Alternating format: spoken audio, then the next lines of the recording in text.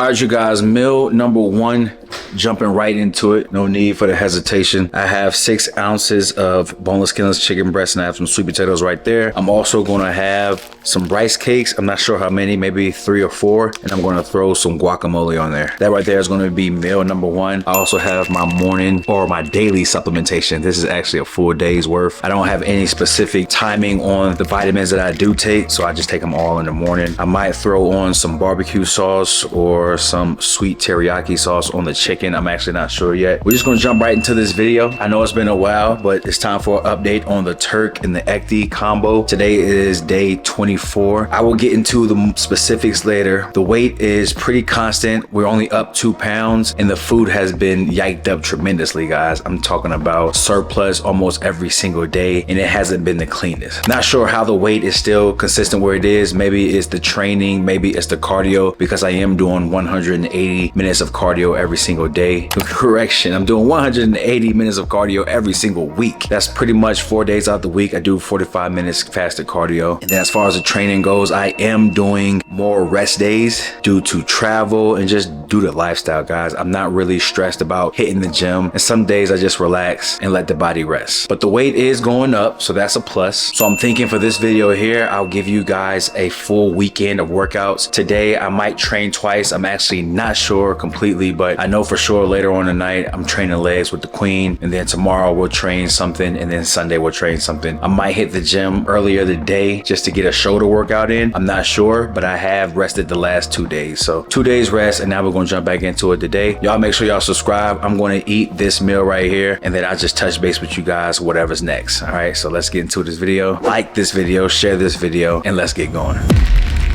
All right, you guys, I'm headed to the gym. I got my pre-workout right here. I stole some pre-workout from the queen. It's good. But I'm going to take 4 capsules of Ecdy Builder. And it's crazy, right? Because a lot of people say that turkesterone gives them an aggressive personality, or, you know, it just changes their mood. And I haven't experienced any of that. Not the first time I was taking Turk, and not now, guys. For some odd reason, I'm just feeling better than ever. And I say odd because the turkesterone should be giving you like a moody, aggressive state, similar to taking steroids. That's just what they say. But I'm not experiencing any of that. Feeling better than ever. We are about to hit the gym. I'm feeling like crushing some shoulders.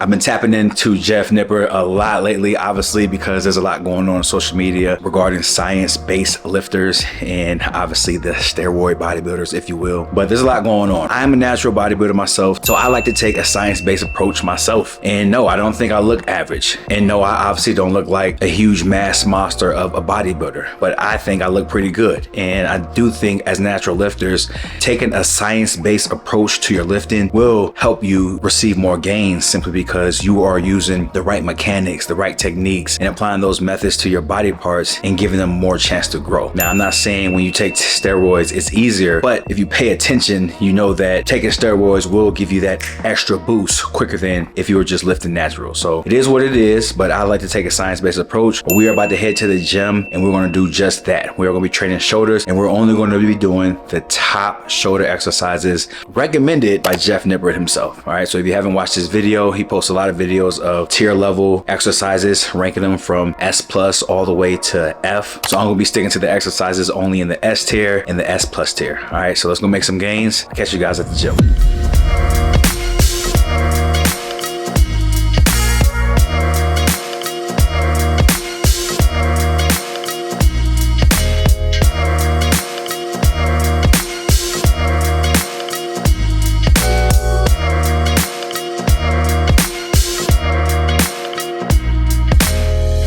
The reverse cable crossover, amazing stretch on your rear delts, especially if you cross your arms over at the top. Enormous range of motion with nice, even tension throughout the range. As long as you hold the cables themselves and not the handles, it should feel nice and smooth, and you shouldn't run into any clanging as your arms cross over. And then to avoid any left to right muscle imbalances, you can alternate which arm you cross over on top from set to set. As long as you focus on sweeping the cables out rather than yanking them back, you should feel a massive connection with your rear delts. These are amazing, and they're easily going into S tier. All right, you guys, so I started the workout with the rear delts, and that's simply because, y'all, the rear delts is a very small muscle group, and for me, I like to turn it on in the beginning of a shoulder workout, and by turning it on, I mean to activate it, to wake it up. A sleep muscle is going to be sleep for majority of the workout, so what you want to do is turn on those little muscle groups that you want to be turned on. So for me, it would be the rear delts, because I want more work on the rear delts, and I want the rear delts to really truly pop so you can actually see them, which I've been told that I have really nice developed rear delts because this is what I do. I train them first. Now I will be training rear delts at the end of the workout, but I do like to wake them up in the beginning. So I did the reverse fly using the cables. All right, so now that we got that out the way, now it is time to hit the anterior head, which is the front deltoid. We want to knock that out. We want to really load it up. I don't do direct work on the front deltoid as much, simply because, guys, we train that front delt in pretty much all of our pushing movements. So with that being said, I just like to do a nice shoulder press, which Jeff actually recommends as well. I'm going to use the dumbbells simply because I don't like the machine that is at this gym right here. So I'm going to do the dumbbells. So we're going to load it up and see how heavy we can go.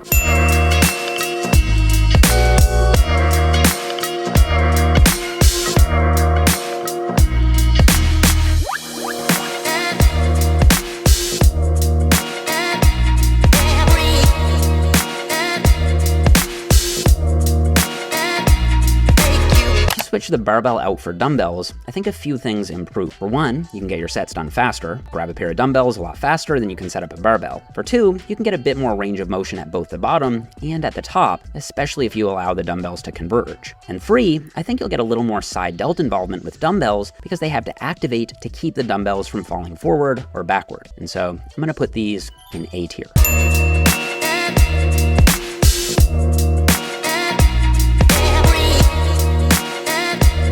Cables are amazing. I actually should have said this at the beginning of the workout. The reason why Jeff puts his exercises in the S tier or the S plus tier is simply because we're focused on the stretch. Stretch is one of the most important things that we need in order for us to actually build muscle. We need to stretch the muscle and then contract the muscle. That's why I say I love cables so much, because you get a real deep stretch, and then for cables as well, you get resistance and tension throughout the entire movement.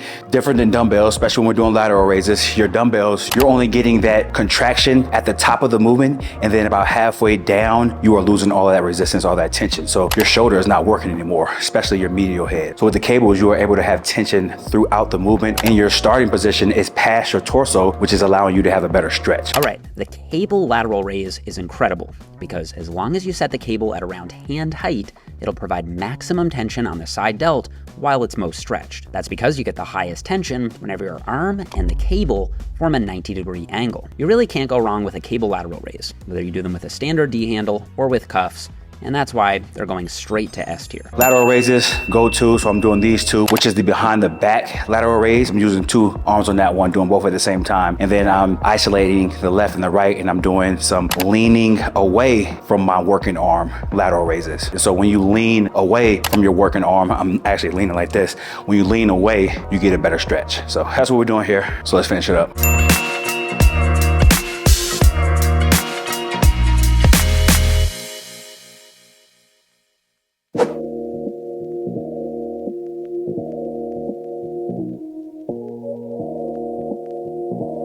The behind the back cuffed lateral raise is the most gimmicky looking exercise that I actually do, but I think it's amazing. Its main advantage over the standard cable lateral raise is that you get to knock out both arms at once, which is twice as time efficient. Who cares what it looks like? If it works, it works. These are going in S tier. All right, y'all, I told y'all my last movement is going to be for the rear delts. So we're doing the face pulls, and we're taking the approach where we have the overhand grip on the rope, and then when we pull back, we're sort of jumping into that bicep flex, or the front double bicep, if you will. So that's what we're doing, and that's how we're really going to hit those rear delts and really feel that contraction. So make sure you get that nice deep stretch and then contract, and that right there is the workout. The rope face pull will target the rear delts really well, especially if you set up the rope a little lower, take an underhand grip, and externally rotate your shoulders as you pull. Still think it's a great exercise to include since it'll give a big stretch on the rear delts, they feel good, and they're solid for overload. Rope face pulls are going in A tier for rear delt growth. How you prioritize the exercises in your workout, it has to be for you and your body, but I will say there's sometimes a right and a wrong way to do it. So as you notice, I put my heaviest movement right at the beginning, not the very beginning, because I warmed up with my rear delts, trying to open those up, but I went went right into that shoulder press. So shoulder press is normally going to be your mass builder, your compound movement, if you will. And you could use a barbell or you could use a machine to load up on heavier weight, but I chose to do dumbbells again because I don't like the shoulder press machine that I have at this particular gym. And I went extremely heavy for 8 reps on all my sets. And then after that, I jump right back into isolation, focus on the medial head, and then again, wrapping up with another rear delt. So that's how I prioritize my shoulder workouts. And again, this is all science-based exercises, top tier level, based on Jeff Nippard scale. Now, I am feeling really pumped and I enjoyed the workout. And to me, I think it was very effective. So I do encourage you guys to just try a little science behind it, because I know majority of you that are watching me are natural yourselves. And guys, we can't always take the advice from the other crowd, the dark side, if you will. We gotta tap into the naturals and hear what they got to say and really take that to heart. You could take it with a grain of salt, but there's a lot of science behind it, guys. The studies have already been shown. So this is how I'm bringing up these shoulders, guys. Feeling good.